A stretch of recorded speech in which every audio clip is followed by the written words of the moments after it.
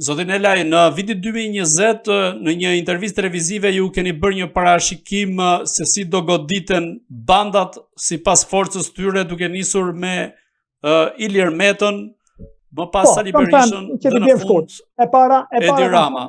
Po, banda me Vukit është bëhet e parë, është bëhet Meta. Tani është edhe Berishës. Edhe ve, pastaj kam thënë për Edi Ramën. Si mendoni se do të përfundoj kryeministri Edi Rama, duke qenë se spaku goditi Ilir Metën, por edhe Berishën me arrest shtëpie dhe tashmë ka mbetur vetëm kryeministri Edi Rama?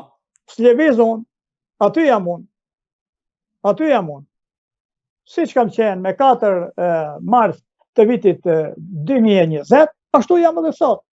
Edi Rama s'kam përgjaber, kam thënë unë në atë intervistë, siç ja kanë bërë Maradona.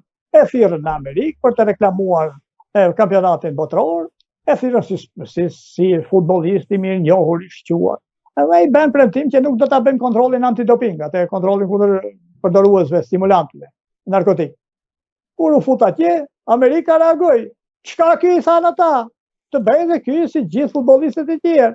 U fut atje, i morën analizën, se më duket se e bëjnë në anën e urinës. I morën analizën, doli me doping dhe pastaj bëri u bë anti-amerikani më i madh Maradona. Edhe ky e ka filluar me dumanin, ky Rama. Kam për ta marrë, kam për t'ja falur. Amerika, sa do që ne, kush e don, kur e shikon se dikush i ka shkelur të gjitha caqet në raport me popullin e tij dhe me vendin e tij, nuk e mban atë lloj njeriu. Vjen momenti kur e lëshon dhe e lëshon shumë keq. Ju përmenda një mafioz në fillim, kur po diskutoja, Lucky Luciano. Ka qenë një mafioz që i ka ndihmuar amerikanët për të futur në Siçeli, se donin të kalonin nga Siçelia në pjesën kontinentale, që të futeshin për neveri. Aleatët. Lucky Luciano i ndihmoi ata, edhe me Ginovezen, edhe me këtë Vincini Calogero, këtë që ishte në Villalba, këta mafiozët. A ishte në Burg, e ka liruar nga Burg Amerika, Lucky Luciano. E ka liruar në 26, me sa mbaj mend, diçka e tillë, ka 26-27, por nuk e la në Amerikë. E deboi që në Itali, të lirë po, të lirë në vendin tënd. Ndëshkime 70 të largoj nga Amerika. Të tregoj edhe tjetrën. Kur ka shkuar pastaj, pas një 2 vjetësh me duket, që vajti në Kubë, atëherë Kuba nuk ishte në Fidel Castro, kur shkoi Lucky Luciano dhe drejtonte Genovezen që ishte në Amerikë, Amerika i dha ultimatum Kubës që ta deportonte me njëherë dhe brenda 48 orëve kanë sjellë prapë në Itali. Që Amerika kur s'ka falur njerëz të tillë, mos mendoni se do e falë Edi Rama. Se ka bërë për të mos e falur. Na ka zgënjur thash. Nuk të besohet more që një njeri ka marrë votën me autobus me ngjyrë vi gjatë gjithë fushatës për të votuar. Gjithë fushatën e ka bërë duke udhëtuar me autobus me ngjyrë vi dhe kur ka ardhur në pushtet ka fluturuar gjithmonë me charter. Dhe u kap edhe atje me Lufthansa, atje që dihet ajo, se desh të bente si kokosh, edhe me Lufthansa, por Lufthansa e zbriti në tokë për maskën, që s'do të vinte edhe maskën. Janë shumë gjëra për të thënë, amiku jem. Janë 35 vjet të humbura, të djegura. Janë 2 milion jetë që kanë ikur nga Shqipëria.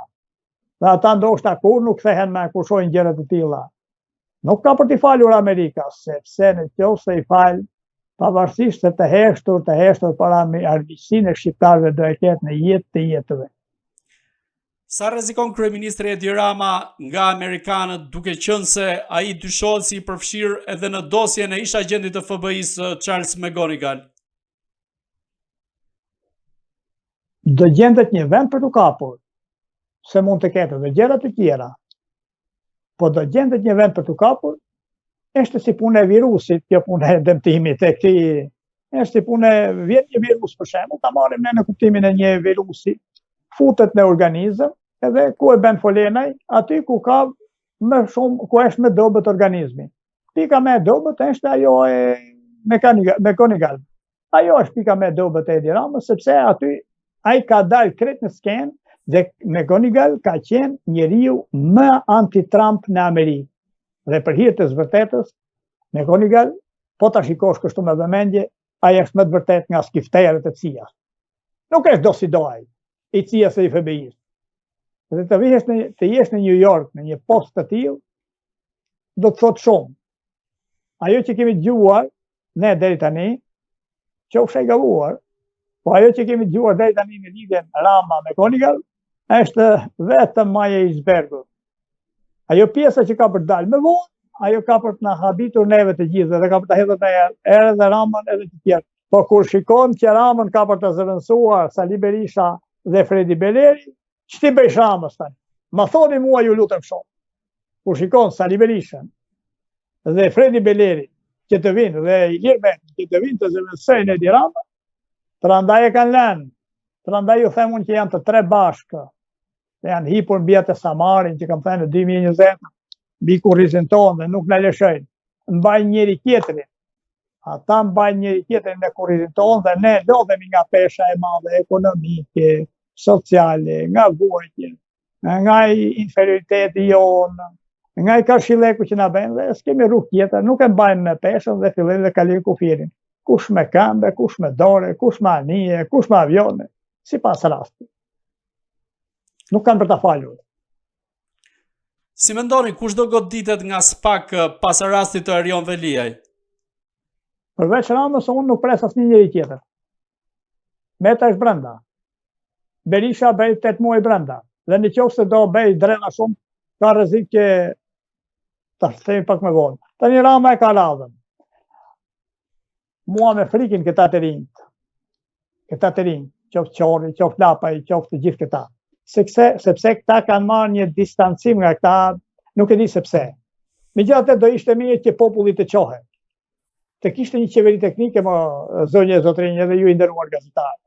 Në Shqipëri kishte një qeveri teknike, dhe ajo qeveri teknike të bënte vetëm një gjë të vogël, që unë do e bëja një herë, do e firmosja atë urdhër. Dhe merre letrën këtu përpara, edhe do e firmosja. Ilir Meta, Edi Rama dhe Sali Berisha të hetohen në Amerikë. Kaq. Pse? Se me flamurin amerikanë kanë vjedhur. Njerën dorë mbanin në xhepin tonë, duke na vjedhur parat tona, gjersën tonë, gjakun tonë, vuajtjet tona, na linin pa ujë e pa bukë, kurse dorën tjetër thonin ne jemi pro amerikan, jemi pro perëndimor. Me flamurin amerikan në një dorë dhe me dorën tjetër e kishin në xhepin tonë, kështu kanë çarë deri tani. Prandaj e mira është të marrë Amerika se në Shqipëri për faktin tonë të keq këta nuk kanë lënë njeri pa përlyje. Pa ja dhenë një thel dhe pastaj duke ja bën fokusin vete, i thonë ke ngrenë dhe ti një pel. Ai ka ngrenë një thel, qoftë avokat, qoftë prokuror. Këta janë kaq të fuqishëm, po thash dhe në fillim, sa që kur arrin të paguajnë konsulentët më të shtrenjtë të botës, kur arrin të paguajnë avokatët si Berisha, konsulentin që ka tani, si Velije, me avokatin që paguan kaq shtrenjtë, avokatin më të mirë të botës, si Rama që arrin të korruptojë agentin më të mirë të botës. Këta janë shumë të fuqishëm për një popull kaq të dobët, kaq të lodhur, kaq të varfër, kaq të rënuar si populli dhe vendi jonë. Nuk më merr mendje që ka hekura në Shqipëria për t'i mbledhur këta. Uroj po, nuk më merr mendje. Prandaj Amerika ose të merret vetë ose të na thotë, por një gjë dim të themi, nëse Amerika vendosë që të mos merret me këta njerëz, hasmerin tonë do e ketë në jetë të jetëve.